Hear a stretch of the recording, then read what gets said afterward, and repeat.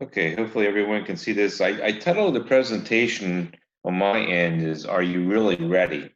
Because sometimes I think no matter what happens, that we ask ourselves, are we really ready for whatever's going to occur? So whether it be a hurricane and then a pandemic, and then to have a hurricane and pandemic, we've not experienced that. It's been 100 years since we've had a true quote pandemic of this magnitude. Hurricanes, we've been more frequent. We've have a little bit more experience than what we've had in the past. But to combine the two together now, it's something that's not occurred and something we have to work through. And there's been some hurdles, unfortunately or unfortunately. We had a dry run last week with the hurricane off the East Coast that's went up the coast, and it kind of gave us an idea of what to expect whenever a hurricane does occur, at least dealing with the pandemic stage. As far as the objectives today, there's three that I have that I wanted to cover. Is I want to talk a little bit about identifying your critical infrastructure and what to consider for a disaster, and disaster meaning a hurricane and pandemic, and you can have those individualized also. Discuss the pros and cons of evacuation and what to take into consideration when the decision to evacuate is ordered, and then preparing yourself as an individual. So the first part of my presentation talks more about your role in your position within IFAS, and the second part is really focusing more as an individual, because so often we take and focus on one, but we fail to also look at the other aspect. And during my tenure as a fire chief, one of the things we did do was we always made sure that because our individuals were part of the team of response, that we made sure that they took care of their individual personalized needs prior to the storm, so that their attention could be put directly to the storm and the needs there, and hopefully that they have prepared ahead of time for their family. So with that, those are the three areas I want to talk to you about this afternoon. So looking at the community vulnerability, look at your own area. What kind of population lives in your area? Is it dense? Is it sporadic? We see this a lot with the pandemic that's going on currently, that the higher dense areas have the higher incident rates, which makes a lot more sense. So with that, we also need to take into consideration, as our planning goes, what kind of population zones do we have? So what's the number of individuals, and then looking at what is our area that we're dealing with.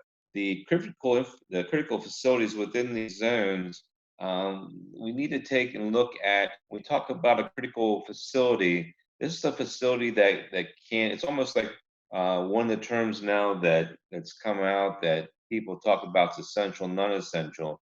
So, what are those essential facilities that makes up a community, that makes up the community? When I talk about the community, it can be the community that we live in, but it also can be our work community, as far as what part of our work area that we're dealing with, what part of it's the most critical part. Without this particular structure in place, without it being in function, then how do we take and handle this? So we have to focus on those areas first. And it's almost like a prioritization as far as looking at how we handle these events. So one of the things I always recommend is to create zones within your communities to state whether it's a critical facility and where your critical facilities are located at, and then what's the evacuation capability. As far as with people, we have to worry about. As far as functions go, we don't have to worry about the evacuation as much. We've kind of had, and I'll talk a little bit more about this with evacuations, but it's kind of been interesting to watch this particular storm as we started to progress. Years past, we would encourage people to evacuate rather early and don't hang around. This time with the pandemic, it's a little bit different scenario, and they're actually encouraging people, if they don't have to evacuate, don't. So we kind of have a different mindset that we've experienced in the past few years of trying to encourage people to evacuate to get out of their house. And we'll talk more about that. And then the last area I want to talk about is the environmental damage within the zone. So in other words, what happens to the waterways and the sewage systems within our communities? How do we keep that functioning? And how do we protect that during the storms as we go through? That's kind of when we look at the community as far as what the vulnerability is of that community and what we have to deal with. We can add another layer to that at this point as far as the hospital factor, medical centers, as far as having people available to be able to take and handle the pandemic at the same time we're handling a hurricane. We don't have the luxury anymore of evacuating hospitals to the level that we evacuated in the past. So we have to take those things into consideration as we prepare for the storm. So keep that in mind as time goes on. So in Florida, we've had quite a lot of history with storms. We have, of course, the one there looks of a hurricane or a tornado. We have the thunder, lightning storms that we have on a daily basis, and then we have wildland fires. So we've had experience dealing with a lot of different types of disasters within Florida. So we're capable, and the system within Florida is capable of handling some pretty significant um, disaster type events versus other parts of the country. I took it out. I did have a slide that showed you just all the different events that has occurred throughout the United States. Unless you're in the Midwest, in the middle of nowhere, you pretty much have had something occur. But Florida and California tend to be the two highest states, followed closely by Texas, with the amount of disasters that's occurred within those states. So we do have a history of a lot of disasters occurring within the state, which gives us the experience necessary to be able to take and handle said situations. So, with that, because of these lessons we've learned, there's a couple areas that I wanted to talk about, and I'll take each one of these and talk about it in particular.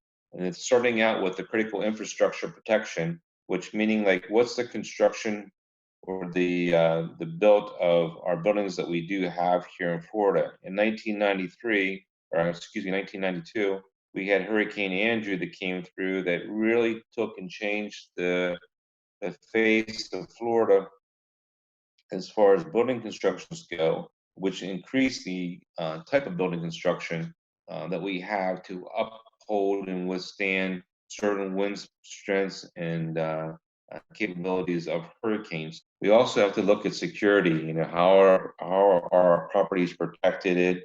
Do we have enough of protection there with the amount of things that's happening in the world today? We have the pandemic. We have potential rioting, and we also have now we add on a hurricane to that. That's three different events all at one time, and we've had parts of the country, i.e., Texas, that's dealt with all three events basically at the same time. So it's things that we compartmentalize each of these areas and make it into one and try to come up with a solution to be able to handle the different solutions. So one of the things that's really encouraged is the fact of making sure that you prioritize what's going on within your communities and then taking the initial steps that you need to take to confront that particular situation. As far as what the use of the building is, again, you know, what we're looking at, you know, things that happened here in Florida with the previous pandemic or the previous hurricane, excuse me, with the pandemic as part of it, we had a lot of structures that were built that were temporary, that like the tents and things of that nature for the outdoor testing facilities. Here in Alachua County, they opted to keep things moving, but on the East Coast, they shut things down. So we have to look at whether it's a portable type of structure or whether it's a solid structure that can withstand a hurricane type of an event that's occurred during the pandemic. So we have a little bit more things to juggle than what we used to have with just dealing with the hurricane itself. One of the things that came out of a long time ago of the wildland fires in California was what was called ICS, or the Incident Command System. It's a structured system to be able to take and handle different types of events.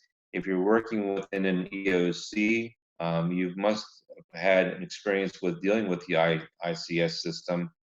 But in September 11th of 2001, after that event occurred, we had what was implemented as NIMS. NIMS basically is a national incident management system that allows different agencies to work together so that we're all on the same page. Too many of the organizations were on different pages. And when you have multiple events such as or multiple agencies such as what's happening, then people tend to do their own things.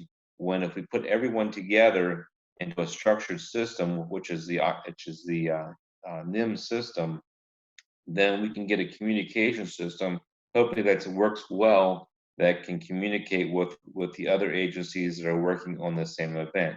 So in a situation that's dealing with the hurricane, I think that we are a little bit more prepared in the ability to be able to communicate with the other organizations that are out there.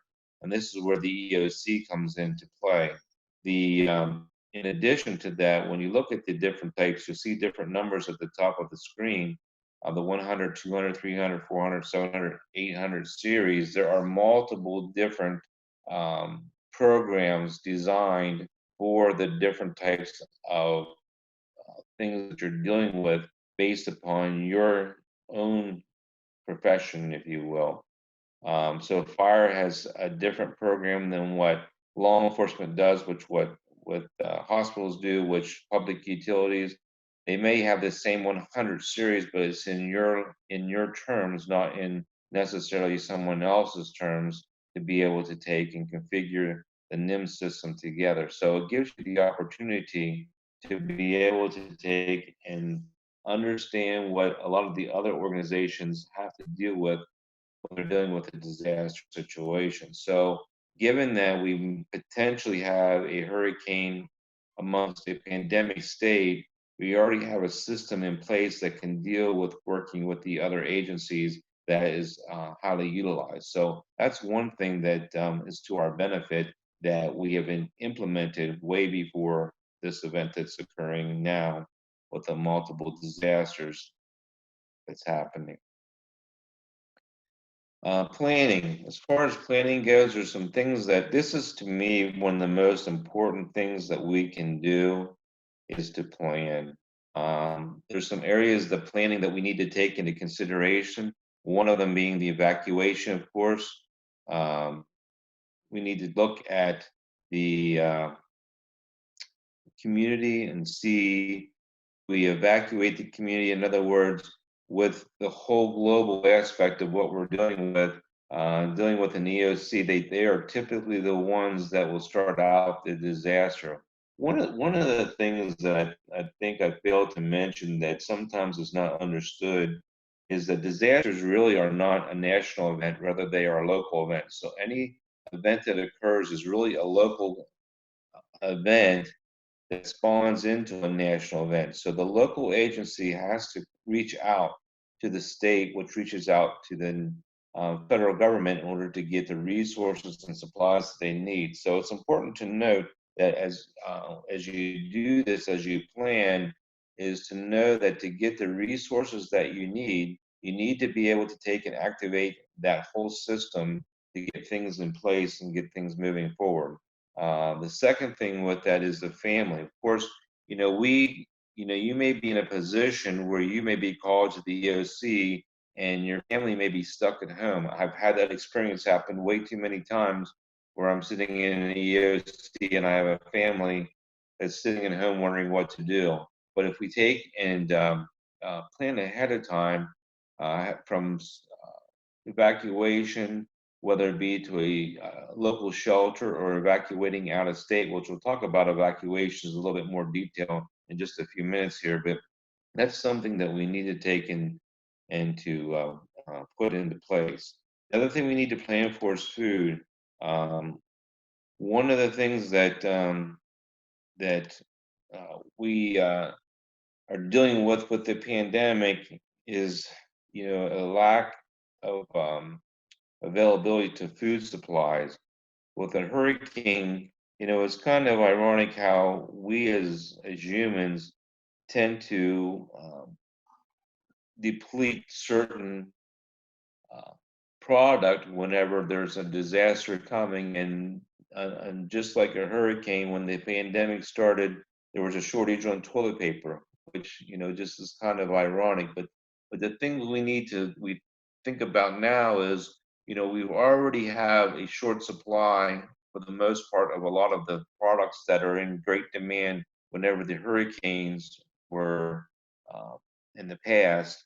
Now we're going to have a greater demand of, okay, we have um, this supply is already of short. Are we going to take and have a bigger shortage with a hurricane and a pandemic all at the same time? So that's something we need to pay attention to be able to say, okay, what are we going to do about our food supply during this time when there's already a shortage of food supply available in some particular areas? So with that comes a strategy. We need to together a strategy of how we're going to plan to handle both the during the event and the after event. We'll talk more about the length of these events and how they potentially can have an impact on our survivability during these disasters. One of the things that we have to take in consideration during any event with fuel supply with hurricanes is the fact of the hurricane may not be coming to right where we are. However, depending on which location the port's in, we have various ports within the state of Florida where fuel comes in. So we may be falling in short supply of fuel supply based upon if it's coming into Miami, the hurricane, we may find that even though we're in Gainesville area, that our effects on the fuel supply may be in jeopardy and as it goes along the East Coast. So we have to keep that in mind as we're talking about the different things with fuel supply. Preparedness planning, some of the things that you need to take into consideration is make sure when you do make a plan that you set your priorities, and make sure that you take and list what's going to be the most important. Do we take and evacuate? One of the things that's happening now with evacuations is, encouraging people not to evacuate, but to stay home. But we used to also encourage people to go out of state. Now, we could just imagine what would happen um, for Hurricane Irma, for example, when we had the massive evacuation, the gridlock it had on the uh, on the state. The same thing could occur here. So we have to set priorities as far as what is the greatest priority that we have to deal with when dealing with these storms. So our focus has changed somewhat on what we do based upon having a pandemic occurring at the same time. We have to make sure that we integrate multiple entities and functions. So with that, when we talk about integrating the different entities, this really falls within, as I was discussing earlier, with the NIMS of talking to and making sure you have other agencies that are involved and making sure that their functions and what they do is also included. With this, one of the things that for this particular event that just occurred, I know firsthand with the National Guard that they were debating whether to activate the National Guard and then how many individuals do they take that are also involved with hurricane responses. So they're finding that they're reevaluating what they're doing in order to make sure that we're covered not just for the pandemic, but also to reserve those personnel that are also combat ready, if you will, for hurricane events. So one of the employees in the office, her son is in the National Guard, and he was supposed to be deployed in regards to the pandemic again, but was held back because of that whole scenario. So you're finding a lot of things starting to change a little bit when it comes to dealing with two disasters at one time. Make sure that you establish collaborative relationships. And this really needs to be done prior to any type of storm that's hitting. So, if you have different agencies that you can get involved with, do so ahead of time to get that collaborative relationship built, so that when the storm does occur and you need to have that resources and supplies, that you have that available. Ensure communication and other sensitive and support of IM activities. And IM is instant management, such as with NIMS. But make sure, one of the things that we're dealing with is communication issues. If you have those available to you and have them ready during the storm, that's of the utmost importance. So you need to have your whole network really and functioning together in preparation for a storm to occur during this event. And that happens regardless. So just make sure that whatever you do with your preparedness, that you have stuff ahead of time in place, that you're not waiting until the event occurs for it to happen. There's a couple plans that you need to take into consideration. One is your emergency operations plan. This is your plan that during the emergency itself, what are you going to do? Don't wait until the event occurs and say, well, I'll decide then. But to put something together ahead of time to say, during the event itself, what am I going to do? One of the things, like I said, is to make sure that that plan is in place for during your emergency. As far as procedures to go, make sure that you have a plan, regardless of whether it's a hurricane or whatever it is. You should always have a plan in place for the procedures of your operation. How does it function? How does it work, etc. And then a preparedness plan. So what do you got to do to prepare? Whether it's for a hurricane or it's for an event, but what do we need to do for preparation? And then a corrective action or mitigation plan. In other words, how do we take and fix the problem that we're at? And the final one, which I find to be one of the ones that most businesses do not have, is what's called a recovery plan or a recoup plan. So what happens if, and this was a good example during the pandemic, is all of a sudden we have to go from working in a set location to an at-home type of location work enforce. So with that, what happens when the hurricane occurs and wipes out our facilities? What do we do? Where do we work from? How do we handle things? So now more than ever, we should be able to put together a COOP plan that if we shut down, whether it's from the pandemic or whether it's from a hurricane because our business is wiped out, that we can continue moving forward with whatever our functions are for our business. And this is one area I think that's the weakest area that I have seen as far as dealing with hurricanes alone, let alone hurricanes and a pandemic at the same time. So, long-term effects. So we have the storm. The storm occurs usually within a 24-hour period, but unfortunately, that months after the storm, we are still dealing with it. As many of you are aware from the Panhandle area, that this is so true that we can take and have months and almost years after a hurricane comes through when you're still dealing with the effects from the storm. We have the psychological effects. We are dealing with psychological effects both of the pandemic now, and then to deal with the psychological effects of a pandemic and a hurricane. It'll be an interesting time as far as dealing with both of these effects, causing some mental strain on each of us as individuals. So we're going to have to be aware and alert to this to make sure that we take this into consideration. Staffing, we need to keep our staffing abreast of what's going on.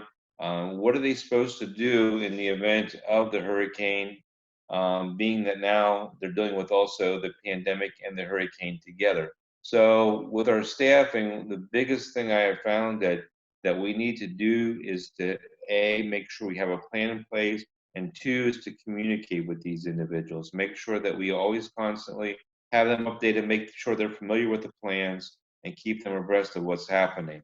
The next one, equipment. One of the things to keep in mind with what's happening currently is the fact that manufacturing has slowed down to almost come to a halt. Some uh, items have not been able to get replenished. We've had difficulty replenishing other items. So equipment may be of short availability when it comes to a hurricane and recovery from the hurricane. That's something that's yet to be seen. It's something we need to take and pay attention to and be in mind. One of the things I found interesting during this past preparation is a lot of the people are not talking about even getting their properties prepared or making runs to Home Depot to get wood or things of that nature to board up their windows, but rather focusing on other areas as a result of. So it's something to keep in mind with equipment um, that we deal with. The economy, as you can see, we already are already in dire straits, so to speak, with the economy. Having a hurricane on top of this, if you're dealing with what is going to be the result of a hurricane epidemic, then it's going to be a great economical impact upon our state or upon that particular area that's been affected. So that's something that, again, should be dealt with within your plan. So if I keep repeating about plan, plan, plan, one of the things we found during the hurricanes during my past life was if without the plan, you're set to fail. But if you have a plan in place, then you'll have more of a success of being able to take and um,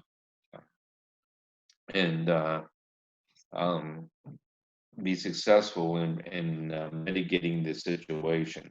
So those are some of the long-term effects. The last part of the presentation, I wanted to talk about personal readiness. I have made a list for you of some of the things that you need to take into consideration to get ready. More so now than ever, make sure a lot of these things are handled because a lot of this stuff is not available even during the pandemic, which means that during a hurricane we have even a greater demand. So take and make sure that you take and go through and get your items corrected or get it ready. Supplies, some of the supplies that you need again. Make sure in a hurricane that you're prepared. One of the things I hope that with this season, it's been a very active season. We've been very, very fortunate. Here's a list that what you need to consider for evacuation. One of the things that's most important during the events that are occurring now with the pandemic is to make sure you have planned ahead of time what you want to do as far as evacuate. Evacuation has changed in that, like I said, instead of having to evacuate, you may be better sheltering in place. If your home is built, after 1992 and meets the building codes, it may be better to stay put than to evacuate. If you do evacuate, keep in mind that the shelters are making sure that they cannot take as many as what they potentially used to could take, but they have put social distancing in effect for the different shelters. Yes, I can do this. I'll back up. Let me get through, and if you have a question about slides, then I'll go ahead and put that back up. But evacuation, uh, like I said, one of the other areas that they're doing now with evacuation, instead of having shelters that are open, they're also using certain hotels and putting that as part of the plan of the evacuation. So something to keep in mind. So with that, I'm sorry about the technical glitches as we went through this. I've been working with Zoom most of the week, and this is actually since the pandemic started, and this is the first time that I've had this much of a problem. So I do apologize for the lack of technology here. But that's the things we have to deal with. It's you know being with the hurricane, being with the pandemic, putting the two together.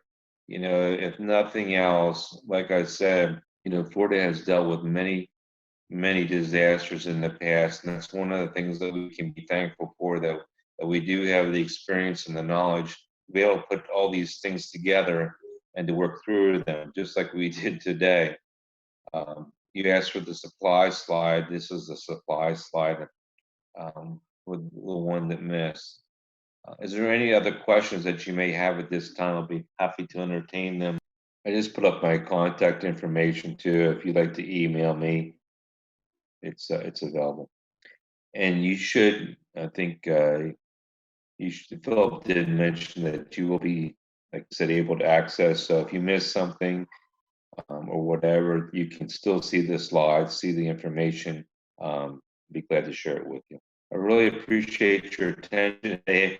I really appreciate you being able to work with me through this, the glitches that we had. So with that, you never know.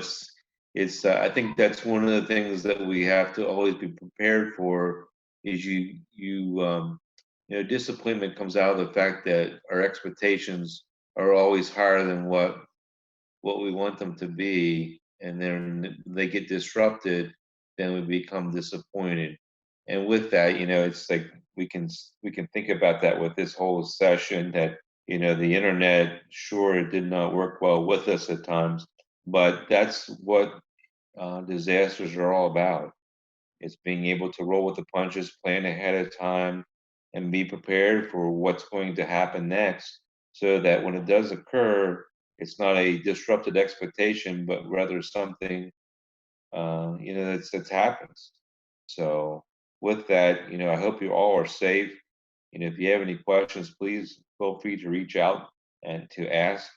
And with that, I'll turn that back over to you, Philip.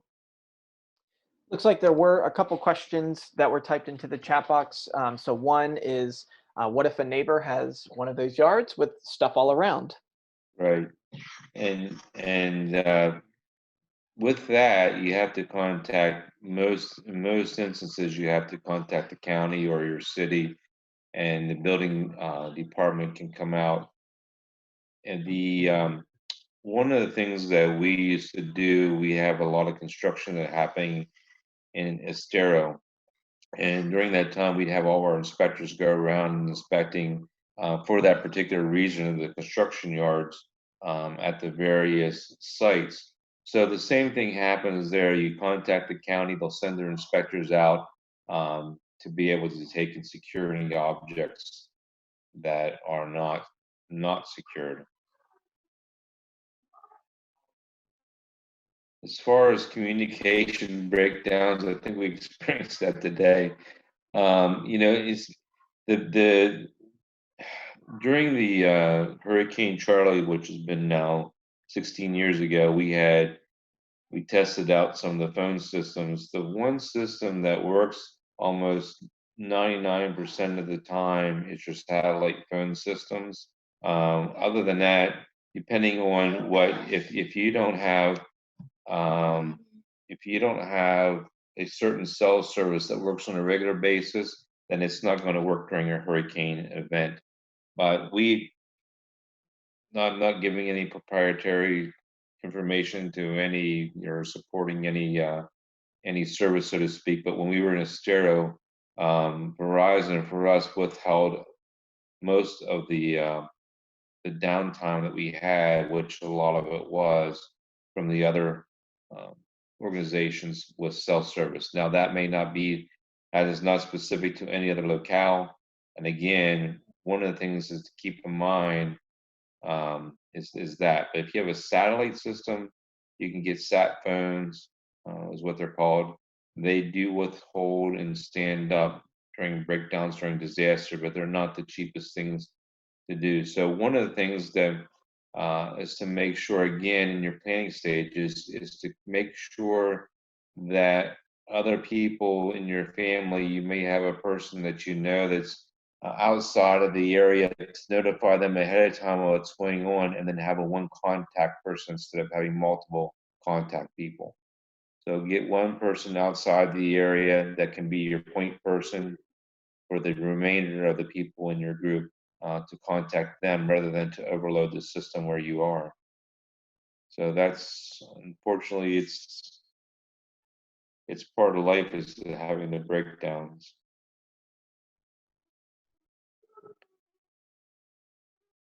Any other questions?